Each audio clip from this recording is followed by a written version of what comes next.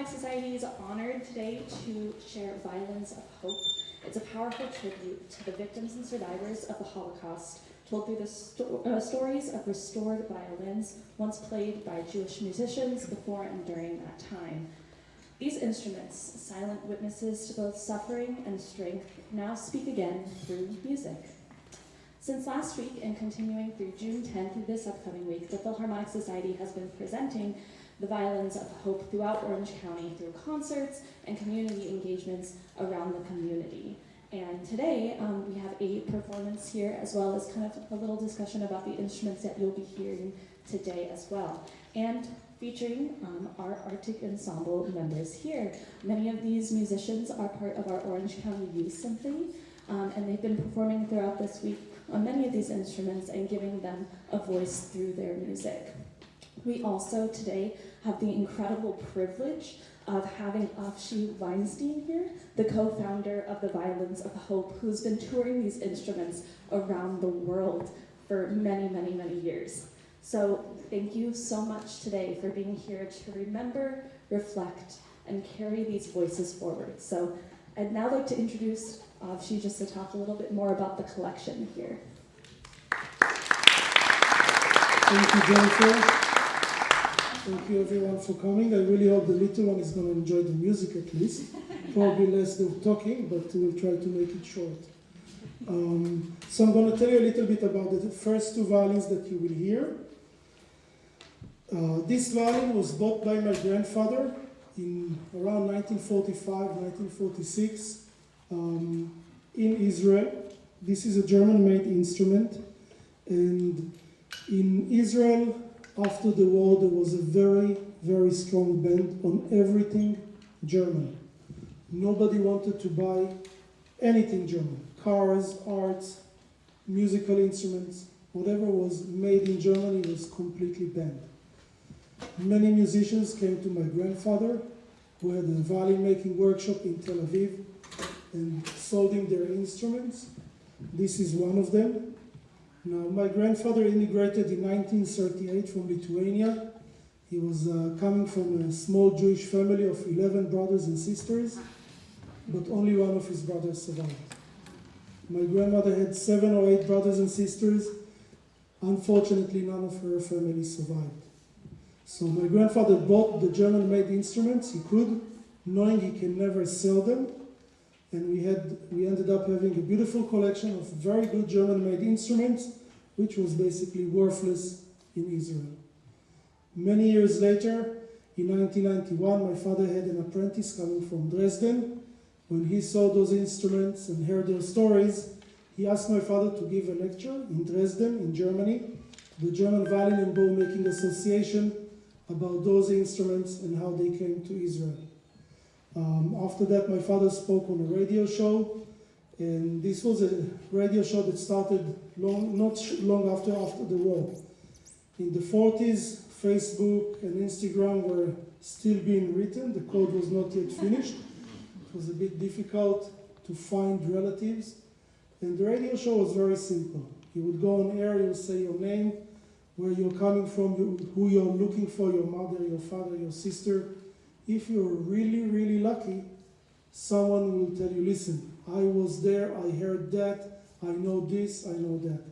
So of course, when my father spoke in 1999, there are not that many survivors anymore, but he asked people if by chance they have instruments that survived the war. We would like to make an exhibit and concerts, and we started getting more and more instruments since then. The other violin that you're going to hear, this very beautiful German-made instrument. This was done in Berlin in 1943, in the middle of the war. And yes, even in Berlin, even during 1940s, when the city was all the time bombed, people played music, people made musical instruments, and there was all the time music. And we will talk a little bit later about the music in the camps and what they were doing there. So the first piece is? We'll be playing Shostakovich's 5 pieces, the first movement, Prelude, the third movement, Elegy, and the fourth movement, Waltz.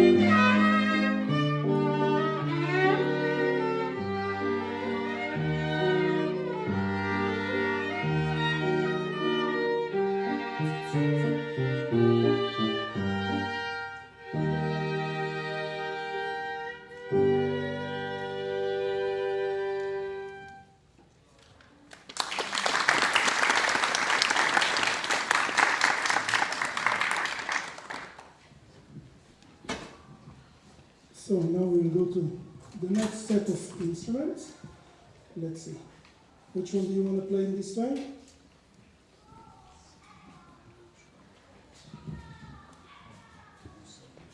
Okay. So this violin belonged to a Serbian Jewish person named Joseph Russo. He immigrated to France long before the war. He learned medicine and became a surgeon. Of course, once the war started, even though he was married to a French woman, the Nazis saw him basically as a Jewish person. He was not allowed to practice medicine during the war. He was actually lucky enough to be able to flee to Vichy, south of France, where it was a little bit easier for most of the time. But again, he had no way to make a living. And even though he stayed alive, when the war ended, he wrote the Serbian government. He wanted to know what happened to all his family. He had a very big family which stayed behind. But unfortunately, he got a letter saying that basically all his family died. No one from all his brothers and sisters and parents, nobody stayed alive. And that was the last day that he played on the violin. Some years ago, his widow gave us the violin after she heard about our project. And that was it. It's with us since then. Now, the viola and the cello are also instruments that my grandfather bought from musicians who came to Israel for the Palestine Orchestra. You can go in, don't worry, not much place to sit, but you can maybe go to the stairs. In 1933, Bronislaw Huberman, who was one of the best musicians, he saw what was going on in Germany, and he wanted to try to help Jewish musicians. Jewish musicians, after the Nazis got into power, were thrown out from all the orchestras in Germany. They had no way of making a living. So Huberman came with a bright idea: let's make an orchestra in Israel. In a way, it was a great idea, but of course, orchestra, as you all know, they make too much money, so you have to sponsor it some way. He came here to the United States with the help of Albert Einstein, who was also a violinist. They recruited some money, and in 1935, they had the first concert. Huberman did lots of auditions all over Europe. He took the really best musicians, and if you look on the old programs of what was then the Palestine Orchestra, today it's the Israeli Philharmonic, you see that all the musicians he brought, this one was the leader of this, and the leader of that, and the leader of another orchestra. They all came. When he did the auditions, he had a curtain between him and the musician. He said later he didn't want to see the faces of the people that he will not choose, thinking they might die in the war that he believed is coming to Europe. Now, Huberman didn't just bring the musician. He brought all their families with him. He brought altogether about 1,000 people to Israel. Most of them, the vast majority, stayed alive. This was the founding members of all the teaching and orchestra and lots of music life, which was and still is in Israel until today. As many of them, like I said, they came from Germany and Austria. They had very good German-made instruments that they brought with them, and they didn't want to play on them after the war. Now, from what we know until today, there were maybe one or two German violin makers who were part of the Nazi party. The others usually helped Jewish people either by buying their instruments, so they would have money to run away, sometimes even hiding them at home in their houses. We have a good friend in the Netherlands that his father was also a violin maker and a cellist. And one day the Gestapo was knocking on the door, and the guy said, "Listen, we have some chamber music tonight. Why don't you come and play with us?" He said, "Yeah, sure." And the guy said, "Also bring the pianist, which is underneath the stairs." She stayed alive, it's his mother. So there were lots of people trying to help, unfortunately not enough. But these are the instruments that we have now. We have about 100 instruments in the collection. We are still getting more instruments, but unfortunately the vast majority is gone. We will be playing 2 Jewish folk dances, arranged, written by Leo Weiner. Our first will be Fox Dance, and our second will be Manoseki Keringos.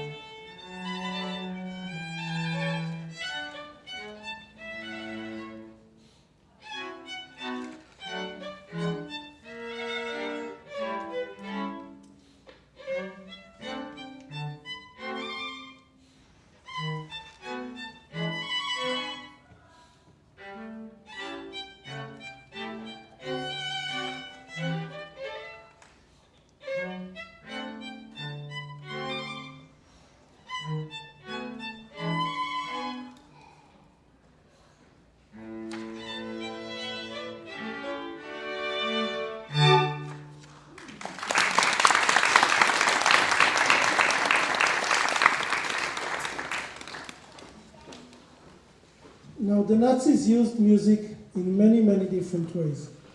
There were orchestras in almost every single camp. Usually the orchestras would play in the morning for inmates to go out to work, and in the evening when they had to come back. because the Nazis wanted music and encouraged having the music. Some of the musicians got a little bit of better treatment. Sometimes this was the difference between life and death. Pinchas Zuckerman, that just performed here, said that his father playing in one of those orchestras, he got one extra piece of bread a week.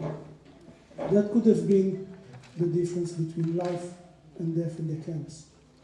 Some places, when the people will arrive with the trains, the first thing they heard was music. So they would go down quietly like, okay, how bad can it be?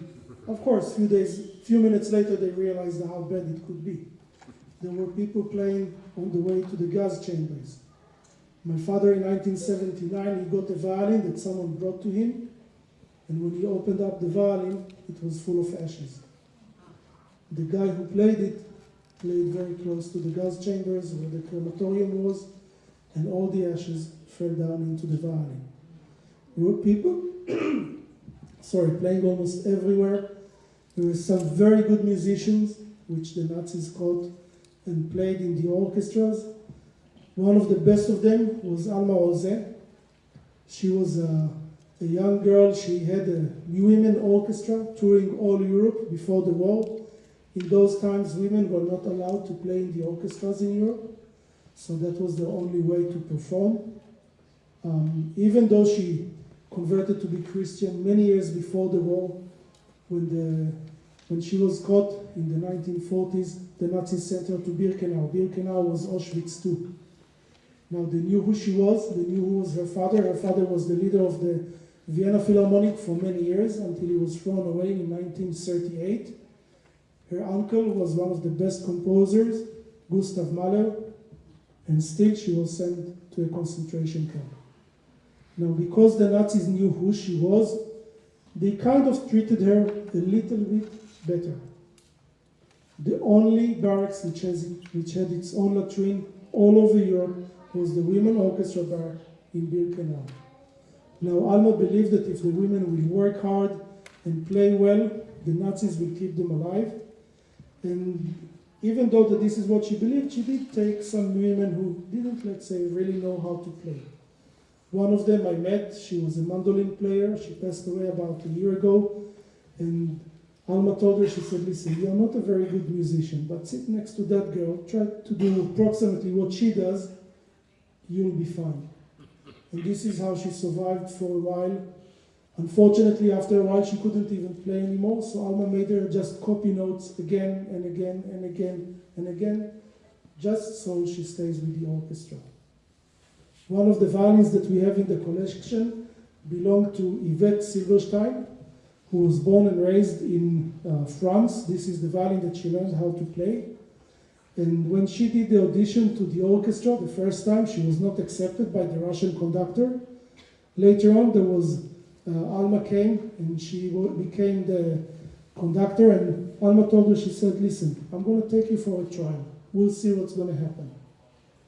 She started playing, and then after a while, the orchestra had to go here or there to play something, and Violette, she was sick, she was desperate, she was dragging behind the orchestra, so the Nazi officer came with his gun out to shoot her on the spot.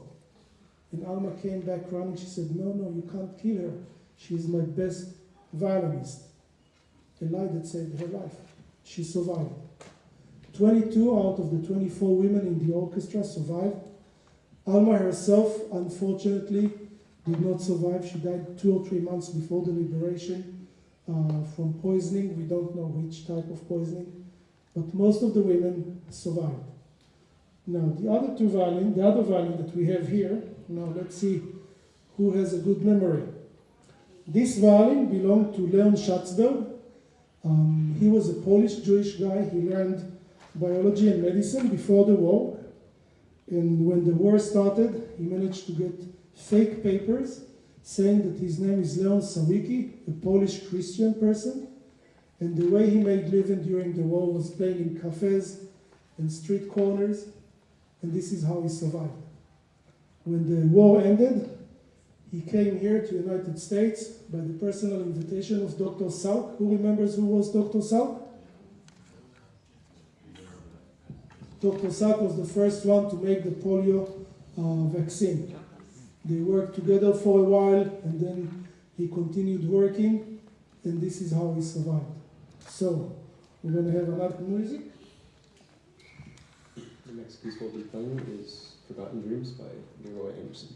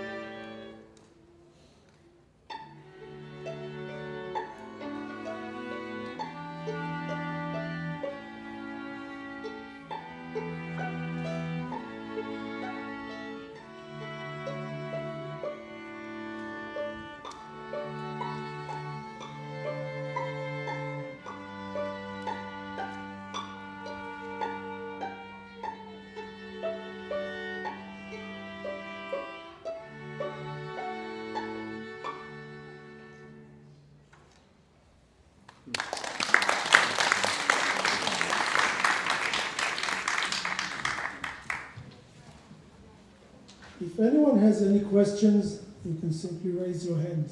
I'll be more than happy to try and answer.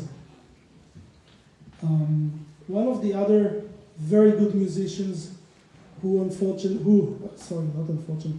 survived. His name was Henry Meyer. Henry Meyer was born and raised in Germany. He was a young boy, very talented. He played some concerts before the war, but unfortunately, of course, once the Nazis took over and Jews were not allowed to play anymore in the orchestras, they were also not allowed to perform anywhere. What the Nazis did, they established something which was called the Kulturbund. These were orchestras and theaters which were made only by Jewish people, and only Jewish people were allowed to watch them. And this was going on for a while until the war started and everything basically was shut down. Henry and his brother were sent to Auschwitz. His brothers died 2 or 3 days after they arrived to the camp, unfortunately. Later, Henry became sick. He was sent to the clinic. And when he was lying down, he started talking to the doctor. He said, "What did you do?" And the doctor said, "Well, I started working as a doctor in Breslau just before the war started." And Henry said, "Oh, really?" He said, "I played a concert in Breslau." And Henry said, and the doctor said, were you the one who played the Tartini violin concerto? And Henry said, "Yeah, it was me." So the guy told him, said, "You know what, wait here a minute." He changed the Henry with the dead man, and this way he managed to get him some extra time, a little bit of medicine, and Henry became strong enough to go back.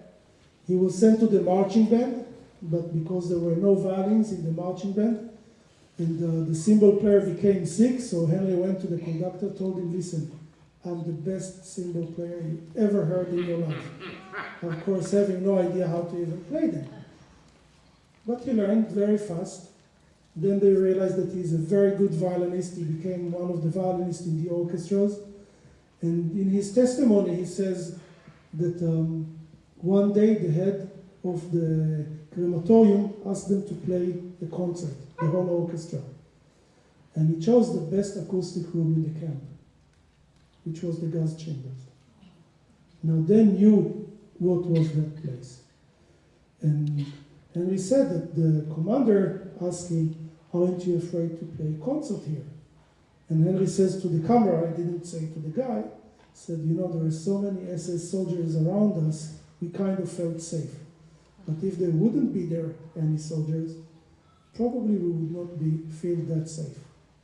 He survived, and later on he became a very good teacher. He worked in Cincinnati for many, many years. He had a very successful quartet, the La Salle Quartet, and performed almost everywhere. There are lots of his students playing in orchestras all around the United States and the world. One of them I met in Nashville, and she told me that when she was studying with him, her lessons were at 8 o'clock in the morning, and she was always very tired. And she came to him one day and said, Maestro, is it okay if I change the hour? Maybe I can come a little bit later. She said, he just looked at me and said, you'll be fine. And that was the last time that they talked about the concert, the hours.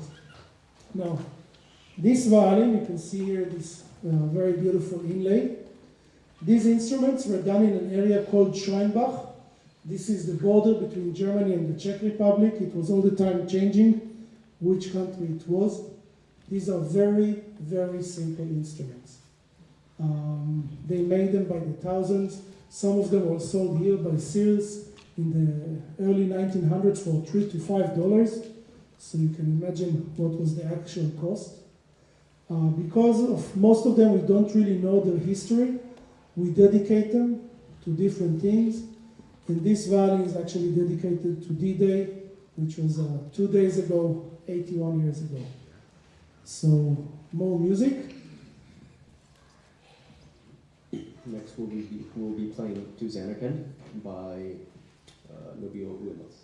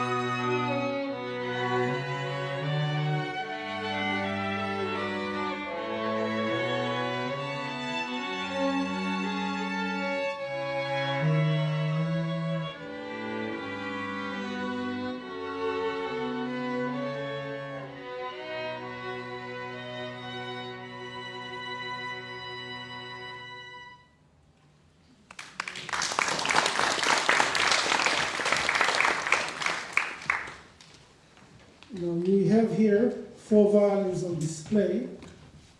The violin which is here, we got it a few years ago when we made a project in Dachau in Germany.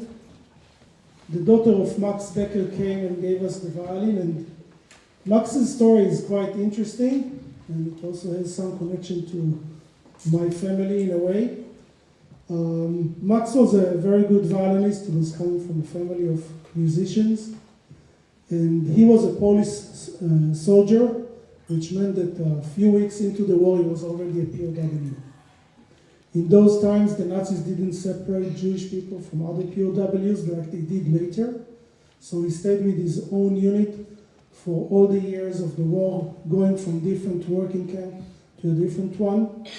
And when his friends realized that he's a musician, that he's a violinist, they gathered a little bit of money between them and bought him this violin. Now he played in many orchestras all around the world, and this is how he survived. And when he was released, he went to a DP camp in Western Germany, and they had a small orchestra, and the orchestra later on played for all the different DP camps. And when Rubinstein, the pianist, when he came to do a tour in Europe, he insisted to play 2 concerts with the orchestra, and Max was basically the concertmeister.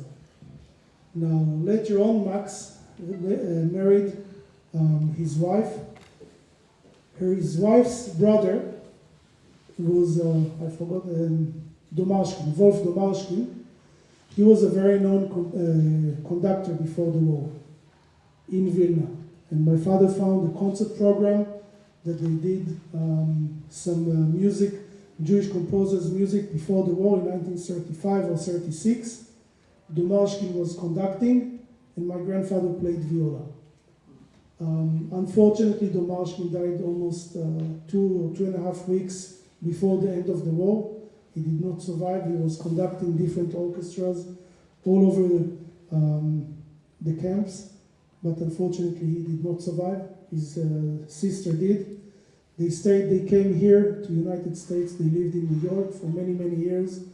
And when his daughter, she heard about our project Sonia, she gave us the violin, and we have the violin since then. Now, the violin that you see here, again, this is another very nice inlaid instrument. This violin is dedicated to a very sad thing. There was, in one of the Polish towns, they gathered all the Jews, put them in the barn, and set the barn on fire, just to make sure nobody stays alive. And this violin is dedicated for that. Next we'll be playing The Man I Love by George Gershwin.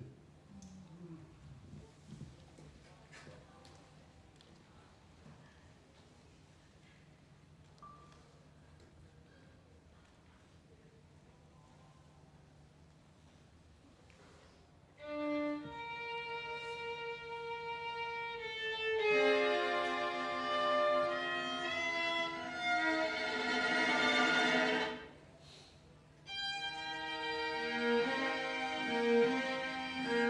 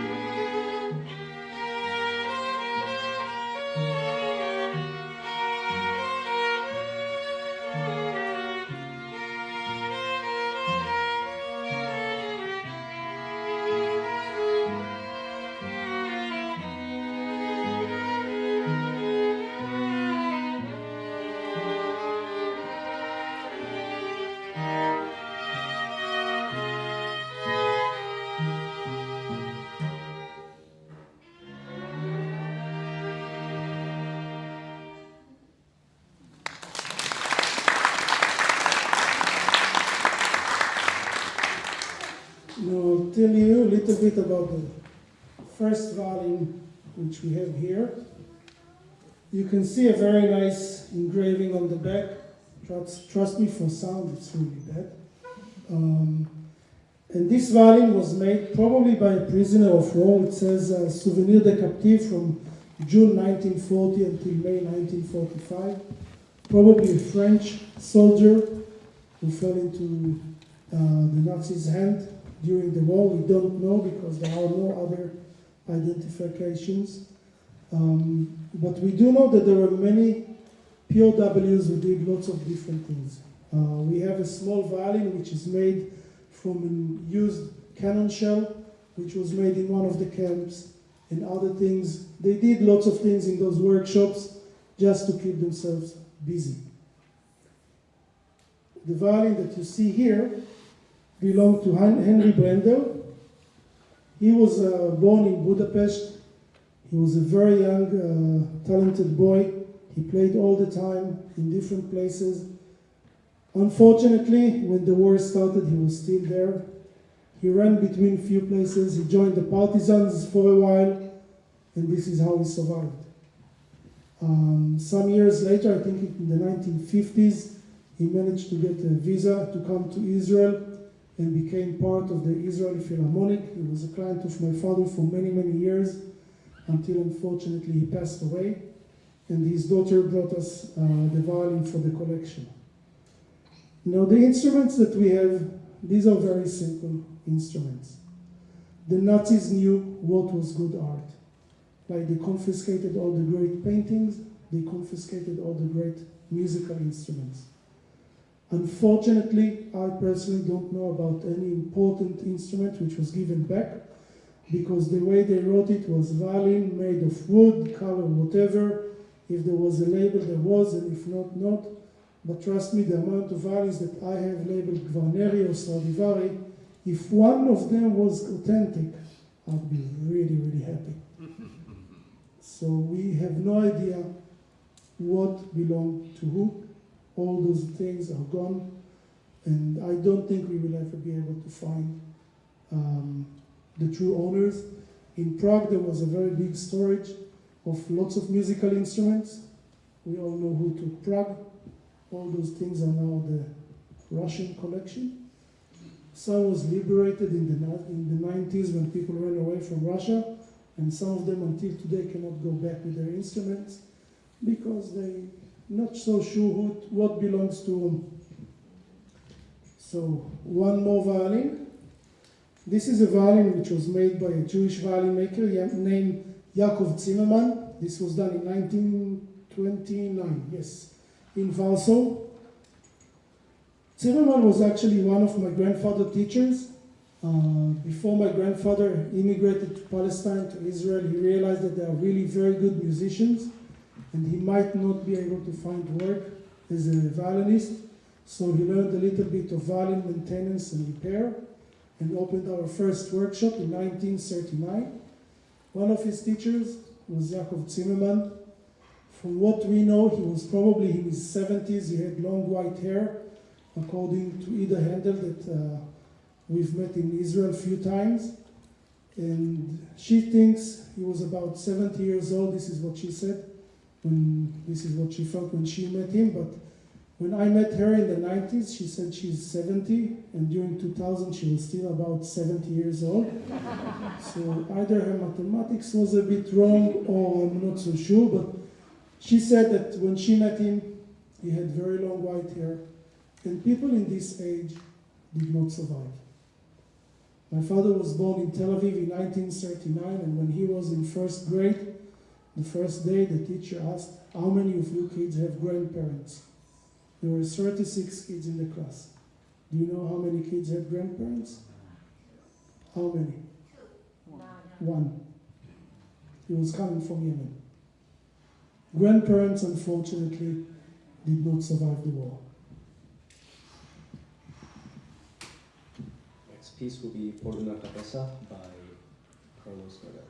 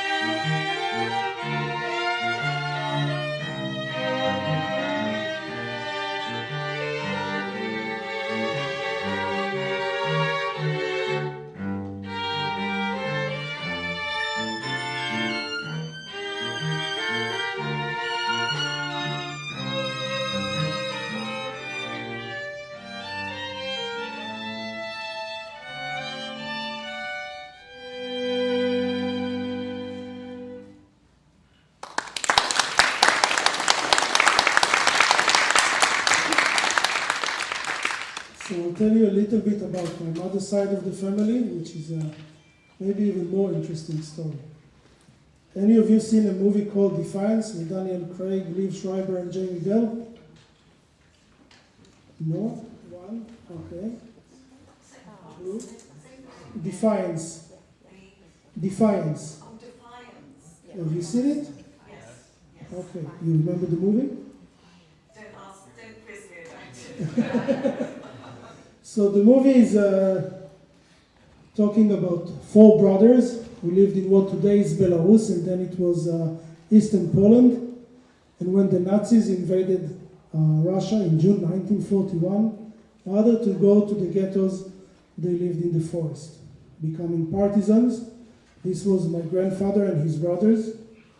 They were basically the most wanted people in the area, and unlike many other partisan units, they decided they will take everybody in. Women, children, older people, anyone who could come was welcome.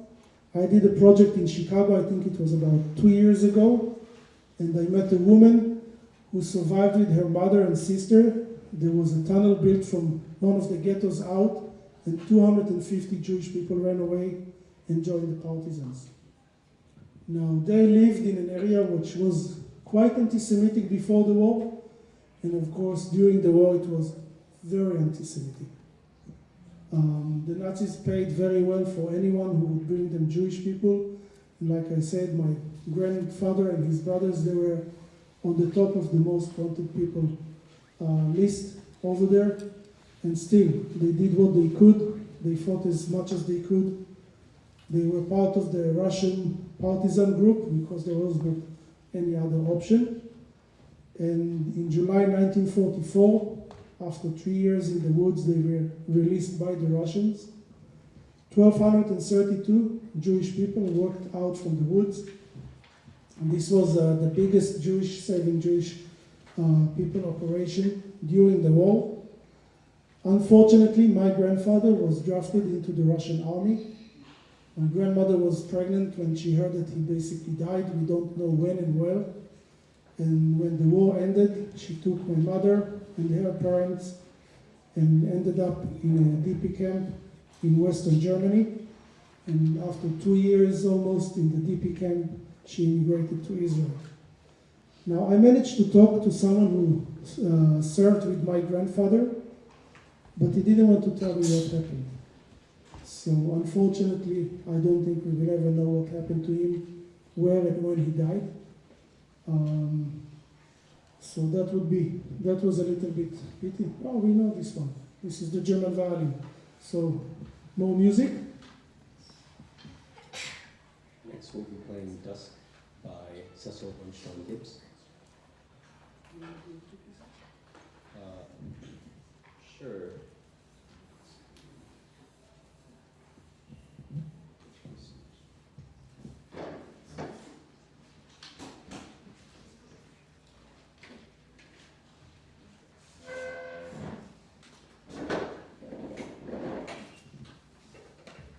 Doing Dusk by Cecil Armstrong Gibbs, and then Maria from West Side Story by Leonard Cohen.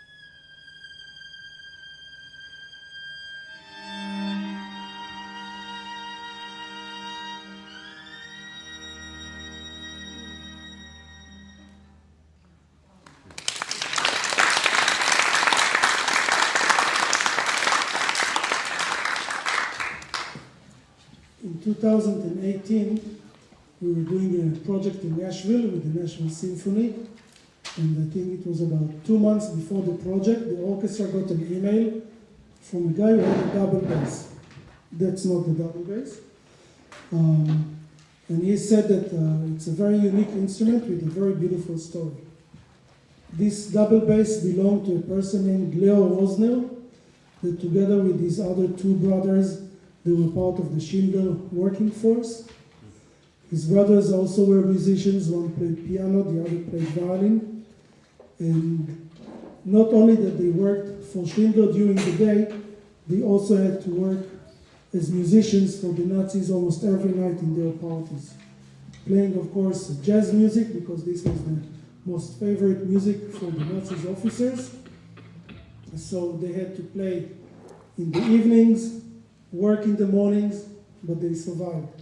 The three brothers, one went to Australia, the other two went to the United States, and Leo was lucky enough to be able to take his double bass with him all the way to the United States. After he passed away, he gave it to my friend in Nashville. His widow gave it to my friend in Nashville, and it's with him since then. So when the orchestra did the project, he gave them the double bass, and because all the section of the double bass wanted to play, so after every movement, they would move. Someone moved to the right, and the next person played, and the next person, and this is how they all managed to play on the instrument. Next piece, final piece we as an ensemble will play is Romance del Diablo by Astor Piazzolla.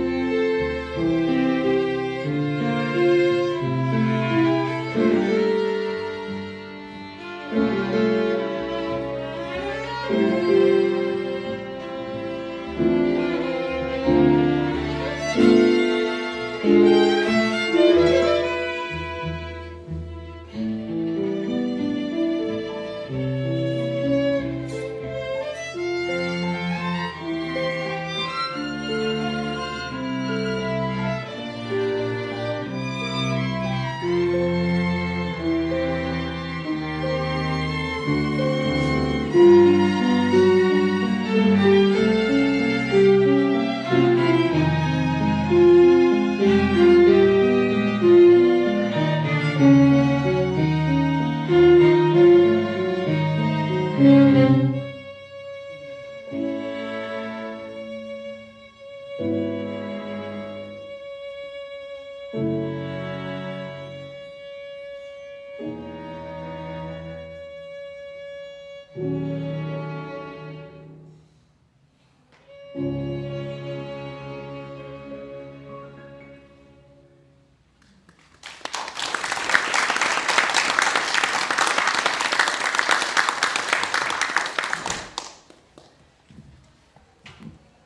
everyone, thank you very much for coming today and listening to our performance. We've actually got one more performance left by our violist here. She's going to introduce herself.